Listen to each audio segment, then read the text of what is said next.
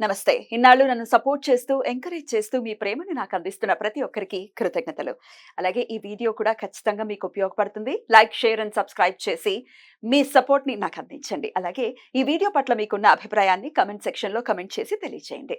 ఇప్పుడు వీడియోని చూద్దాం. నమస్తే. Welcome to our channel. నేను పద్మిని. ప్రస్తుతంతో పాటు ప్రముఖ ఆధ్యాత్మికవేత్త, ఆస్ట్రోన్యూమరాలజిస్ట్, వేదిక్ వాస్తు స్పెషలిస్ట్, శ్రీ విద్య మరియు హనుమత్ ఉపాసకులు బ్రహ్మశ్రీ డాక్టర్ సిస్లా జయశంకర్ గారు మనతో పాటు ఉన్నారు. మాట్లాడదాం. సార్ నమస్తే సార్. సార్ నక్షత్రాల గురించి చెప్తూ ఉన్నారు.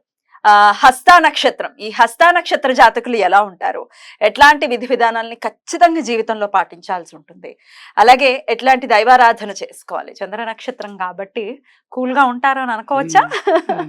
పాదాల వారీగా కూడా చెప్తున్నారు కాబట్టి చెప్పండి సార్. తప్పకుండా. ఈ హస్తా నక్షత్రం 5 వేళ్ళు కలిసి ఉండే ఒక అరచేయి ఎలా ఉంటుందో అట్లా ఆ ఆకారంలో ఉంటుంది హస్తా నక్షత్రం.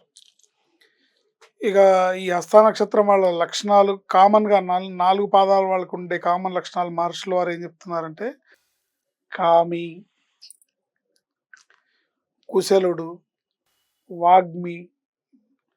అంటే కామి అంటే ఒకటే కాదు, డబ్బు గురించి ఉండొచ్చు, అన్ని కామ్యాలు కావాలనుకుంటాడు. కుశలుడు అంటే బిందాస్గా ఉంటాడు, కులాసాగా. వాగ్మి మంచి వాగుడుకాయ. చౌర్య ప్రీతి అంటే దోచుకుందామని, దాచుకుందామని, నొక్కేద్దామని ఇలాంటి వీటి మీద మక్కువ ఎక్కువ. ధనవంతుడు, దూరదేశ ప్రయాణ ప్రీతి. దూరదేశ ప్రయాణ ప్రీతి అంటే బయట ట్రావెలింగ్ బాగా ఇష్టమైన వాళ్ళు.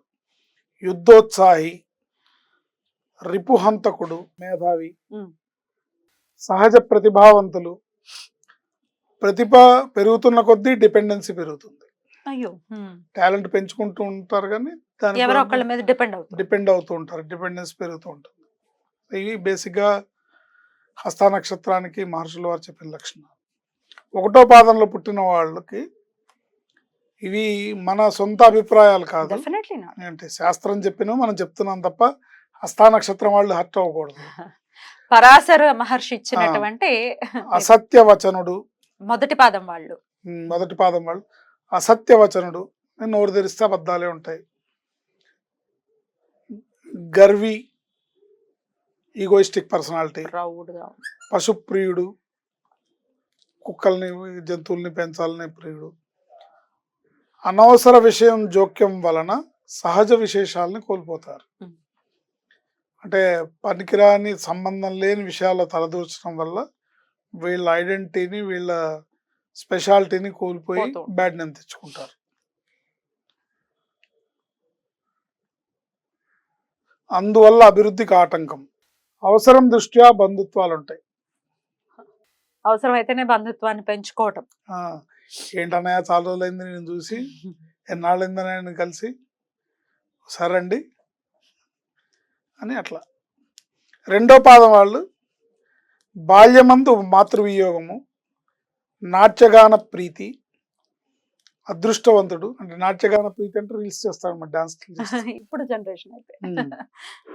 అదృష్టవంతుడు, సమయం అవసరమయ్యేదాకా గుర్తింపు ఉండదు, ఓపెన్ మైండెడ్గా ఉండగలరు, నలుగురికి ఇష్టంగా ఉంటారు, గుర్తింపుతో కూడిన సానుభూతి పొందగలరు. క్షీణచంద్రుడైన లోభత్వం, స్వార్థం వస్తాయి వీళ్ళకి. జాతకంలో క్షీణచంద్రుడు అయితే, పౌర్ణమి తర్వాత పుట్టిన వాళ్ళైతే లోభత్వం, స్వార్థం 2 వస్తాయి. 3వ పాదం వాళ్ళు తీసుకుంటే బాల్యమందు పితృవియోగం. 2వ పాదం వాళ్ళకి బాల్యమందు మాతృవియోగం. 3వ పాదం వాళ్ళకి బాల్యమందు పితృవియోగం. టక్కరి, అనారోగ్యత, వ్యాపారి, బిజినెస్ మ్యాన్ అంటే పక్కా బిజినెస్ మ్యాన్. లోభత్వం, పిరికితనం, నటన, తన మనుగడ దృష్ట్యా లక్ష్యాల నిర్ణయం. తను సర్వైవ్ అవ్వడానికి గోల్స్ పెట్టుకుంటాడు. ఇప్పుడు నేను సర్వైవ్ అవ్వాలంటే నేనేం చేయాలి? ఎదుటివారిని ఉపయోగించుకుంటలో నేర్పరి. ఉపయోగించుకోవడంలో నేర్పరి. చాలా టాలెంటెడ్. అంటే ఎదుటి వాళ్ళని ఎట్లా ఉపయోగించుకోవాలి, ఎలా వాడుకోవాలి. ఉమ్, 4వ పాదం వాళ్ళ విషయానికి వస్తే విలాస పురుషుడు, మాతృప్రేమను పొందుతాడు, కన్నింగ్ నేచర్, తమ అవసరాలకు అనుగుణంగా బంధుత్వాలని ఏర్పరచుకుంటాడు. అంటే ఇందాక అది 3వ పాదంలో కూడా ఉంది. పశ్చాత్తాపం తాత్కాలికం, అంటే వాళ్ళు ఏదన్నా చేసి పడతారు. పశ్చాత్తాపడినా అది తాత్కాలికమే, మళ్ళీ సమర్థించుకుంటాడు అనమాట. స్పాట్లో అప్పటికప్పుడు నా తప్పని అనుకున్నా కూడా నా నా తప్పు లేకపోయినా చెప్పాను, నేను సారీ చెప్పాను, ఓకే, ఇట్లాంటి యాటిట్యూడ్. యాటిట్యూడ్ ఉంటుంది. ఎదుటి వారిని బుట్టలో వేయటలో నేర్పరులు, ఎదుటి వారిని బుట్టలో వేయట నేర్పరులు. సో వీళ్ళు సిద్ధాస్తులు అనమాట, ఎదుటి వాళ్ళని బుట్టలో వేయట. రైట్, ఈక్వాలిటీస్ తో ఉంటారు ఈక్వాలిటీస్. పాదాల వారిగా. మరి ఎట్లా సార్, ఏ దైవారాధన చేసుకోవాలి? డెఫినెట్ గా అన్ని నక్షత్రాలకి కొన్ని నెగటివ్స్ ఉంటాయి, కొన్ని పాజిటివ్స్ ఉంటాయి. మనం పాజిటివ్స్ ని డెఫినెట్ గా పెంపొందించుకోవాలి కాబట్టి మరి ఎట్లా ఏవి త్యజించాల్సి ఉంటుంది వీళ్ళు, అలాగే ఏ దైవారాధన ప్రత్యేకించి చేసుకోవాలి? వీళ్ళు బాగా గుర్తుపెట్టుకోవాల్సింది ఏంటంటే అబద్ధాలు ఆడకూడదు, ఉన్నవి లేనివి డాంబికాలు పలకకూడదు. ఈ 2 పాయింట్స్ వాళ్ళు లైఫ్లో అవాయిడ్ చేసుకోవాలి. చేసుకొని గణపతి ఆరాధన, జీవితాంతం సూర్యోదయ పూర్వమే గణపతిని ఆరాధించినట్టయితే లైఫ్ అంతా సవ్యంగా, ఎటువంటి గ్రహస్థితి ఉన్నా కూడా సక్సెస్ఫుల్గా ముందుకు వెళ్ళగలరు. Right right, beautiful. డెఫినెట్ అబద్ధాలు ఆడకూడదు, దాన్ని ఆ పాయింట్లో వాళ్ళు అవేర్నెస్ కలిగి ఉండాలి. చెక్ పాయింట్ వాళ్ళకి వాళ్ళు పెట్టుకోవాలి. నేను నిజం చెప్తున్నాను, అబద్ధం అవతల చెప్తున్నాను. వాడికి తెలియదు కదా, నువ్వు నిజం ఎప్పటికో అప్పటికి తెలుస్తుంది. బట్ ఇనిషియల్ గా ముందు నీకే తెలుస్తుంది కాబట్టి చెక్ పాయింట్ మనకు మనమే పెట్టుకోవాలి. Yeah. పెట్టుకొని దాన్ని రిస్ట్రిక్ట్ చేసుకుంటే సక్సెస్ ఉంటుంది. Mm.